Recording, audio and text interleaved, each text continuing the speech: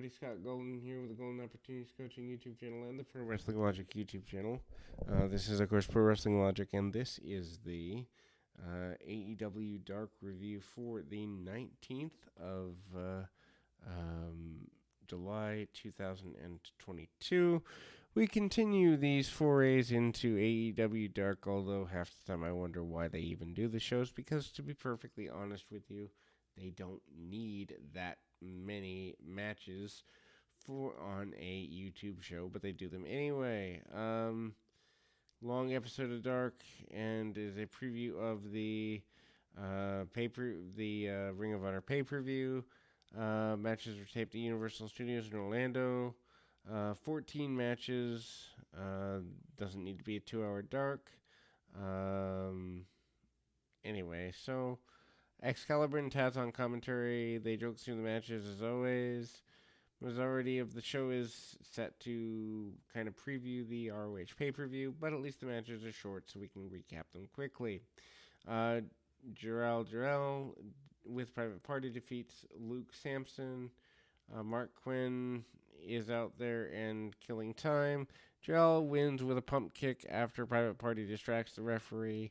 Jarrell side-eyes Quinn and Isaiah Cassidy due to their interruption. Anyway, Lee Moriarty defeat Ren Jones. Moriarty is coming off a loss to the world champion Jonathan Gresham Friday and is heading into a match with Dante Martin on Friday's Rampage. Gets a win here after the Border City stretch submission. Excalibur and Taz, they don't really care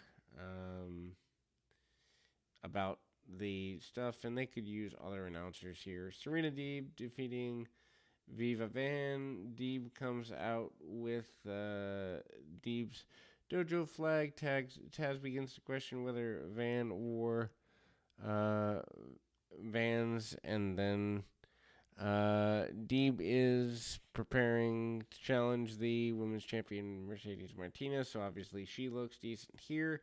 Deeb has a submission attempt sitting on Van's head and looking away from cracking her back and getting into quite the submission. Deeb wins with the Deep Talks and throws in punishment after the match as well. Marina Shafir defeats Amber Nova.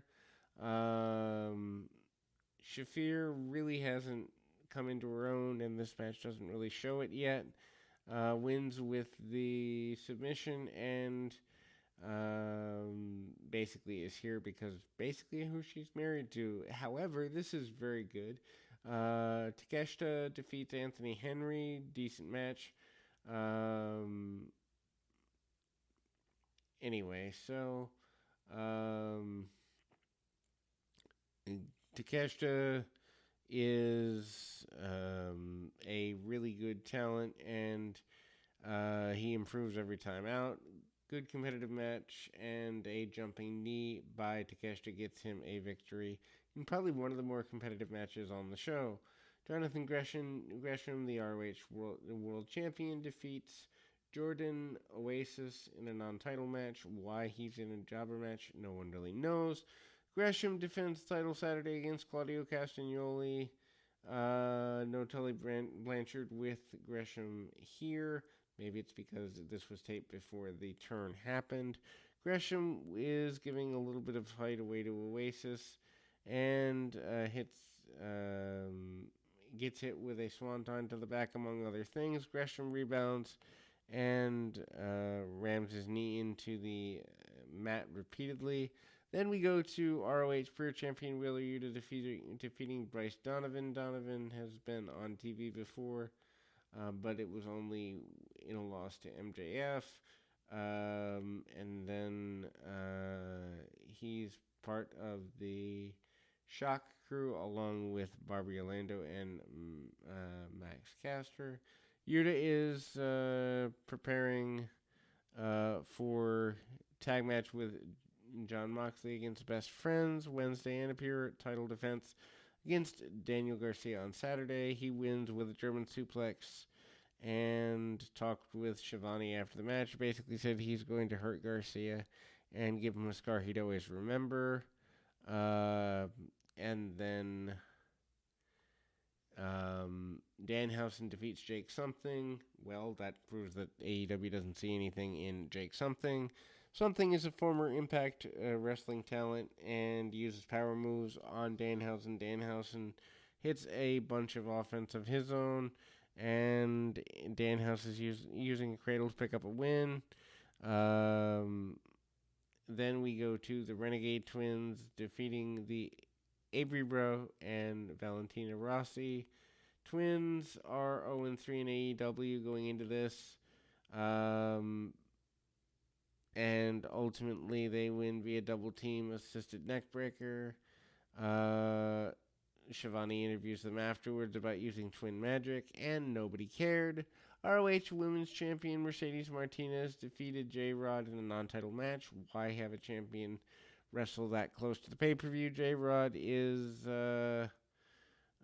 skilled, although needs a new gimmick, and she's got height and could be something in the future if they wanted to rebrand her. Mercedes takes a bunch of offense here, and then defends the title against Deeb on Saturday. Champ gets a win using the Brass Knuck Sleeper. Deeb comes out afterwards, confronting Martinez on the ramp with a stare down. Varsity Blondes defeats Terrence and Tyrell Hughes, otherwise known as the Sons of Devon Dudley. Blondes take on Christian Cage and Luchasaurus on Dynamite on Wednesday. There's a small run for the Hughes twins, and ultimately there we go. Devon is not here, but you can see his influence on his sons. Grayson gets a win with a rolling elbow strike. QT Marshall defeats Fuego del Sol with Camarado and Solo. Don't know why this needs to be here other than the fact that he's one of Tony Khan's favorite people. Anyway, super short match. No stakes in, and it's just kind of there. Dante Martin and Matt Sydal run out to help Del Sol. Camarado and Solo interferes. A little bit off timing. Del Sol hits a low blow, and the referee isn't looking when that happens. Tornado DDT, and Marshall gets sent to the outside. Del Sol then hits another tornado on the outside, and Sky Twister on the inside of the ring and gets a close near fall.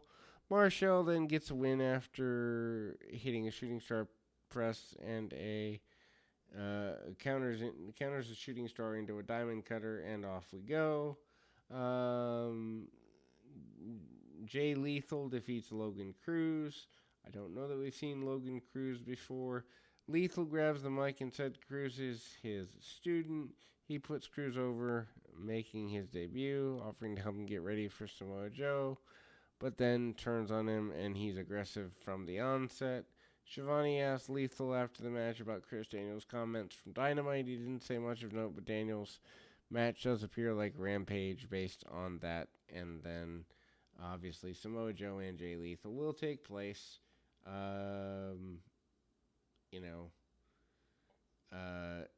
In a way of what's going on. Daniel Garcia defeats Allen Five Angels in a pure rules match. Angels AEW contracts has expires. Angels is now in Impact Wrestling, so this will show kind of how outdated things are. Reminds me of WCW Worldwide from the 90s.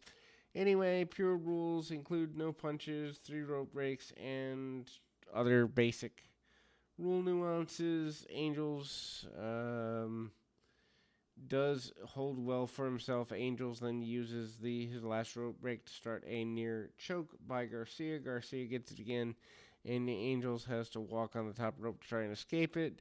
Garcia unloads elbows, and after the match, Garcia puts Angels in a sharpshooter insulting him even more. Yuta's invitation to fight at the end. Yuta then surprises Garcia, hitting him with a dive and punches, and Garcia is able to escape.